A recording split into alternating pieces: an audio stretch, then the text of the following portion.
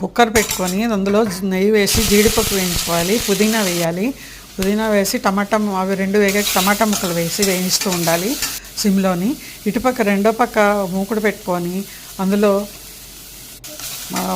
జీలకర్ర, అల్లం వెల్లుల్లి పేస్టు, ఏలక్కాయ, లవంగ, ఆకు, బిర్యానీ ఆకు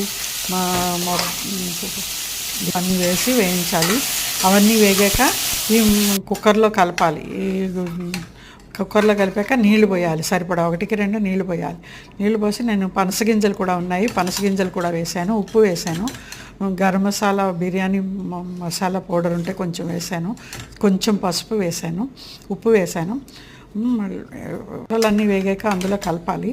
కలిపిన తర్వాత బియ్యం, బిర్యానీ రైస్ కడిగేసి ఆరబెట్టాను, కడిగేసి ఉంచుకున్నాను. నానబెట్టిన బియ్యం ఇందులో వేసి కలిపేయాలి. కలిపేసి మూత పెట్టేసి 2 విజిల్స్ వచ్చాక ఆపేస్తే బిర్యానీ రెడీ అయిపోతుంది.